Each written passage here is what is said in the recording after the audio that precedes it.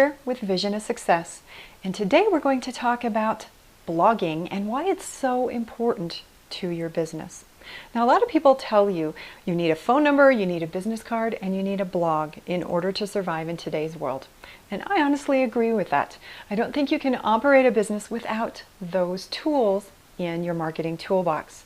And the reason I'm so excited about blogging and why I think a blog is the perfect tool for any small business that's trying to succeed online is because blogs offer you such a wealth of opportunity in the online world. You can literally do so much with them. Which is why I always recommend using a WordPress blog setup and then running as far as you can with that particular tool.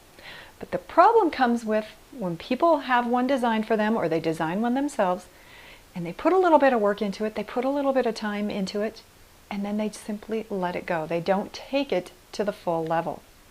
Now, there's several things that you can do when you're creating a blog that the majority of people out there simply miss. They simply don't follow through with it. Now, the first one obviously is adding content, is actually adding blog posts.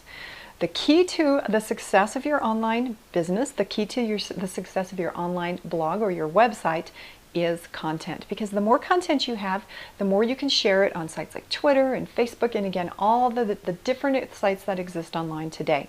But without content, without fresh things that is proving your expertise and what you can do for your clientele, again, there's nothing for them to fall back on.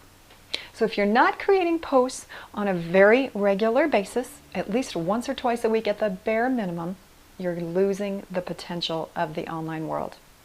Now, the second part comes in when you are creating posts on a regular basis. What are you actually putting into those posts? You know, I ran into a friend the other day and she wanted me to take a look at her site. And the one thing when I went over there is she was adding content on a fairly regular basis. But I had to laugh when I was looking at the content, at the posts that she was creating. Because she was doing it from the consciousness of what she thought her business entailed. And it was great from that standpoint. But again, she wasn't thinking full perspective. She wasn't thinking of who she was trying to attract. So, as a photographer, she was putting all of her posts out there in the format of her clients' names. Now, Mark and Sally's engagement photo is great, but is that going to attract clientele from Google, from search engines? Probably not. You need to be thinking about both sides of the coin when you're creating your blog posts. A blog post entitled Testimony or Mark and Sally's photo shoot, again, is that something that people are physically going to be out and searching for? Probably not.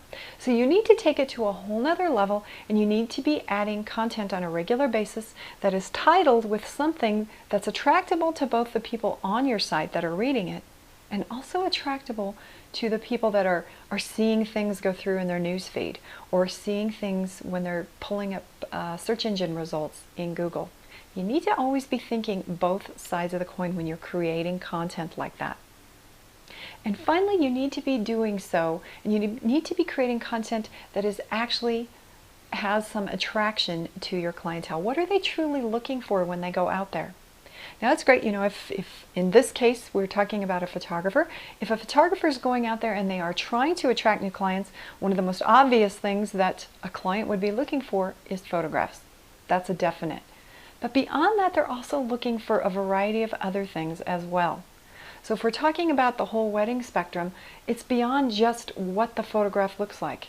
They need to know secrets of how to make their photographs better. What type of photographs should they have? How should they go about finding the perfect wedding photography for them? How should they be combining a wedding photographer with all the other venues, all the other vendors that they're going to be looking at and to be deciding on in the coming months? There's a whole host of information that can make you not just an expertise in your little individual niche, but also within the entire industry that you're trying to go after. And that's truly what it's all about. You're looking to become an expert in whatever niche, in whatever industry that you are going after. And sometimes that means reaching out and stretching beyond just your individual client base or something that you provide. How can you provide service that incorporates that into the rest of the vendors or everything else that they are looking at that is going to be combined with the service that you offer. Stretch your thinking just a little bit, and you're sure to find up with a whole bunch of content that you can be adding in the coming weeks and months. It's easy once you get the hang of it. Get out there and try some blog posts this week. Try and be creative with how you work with them, how you post things, and I guarantee you'll find some more success. Till next time, bye-bye.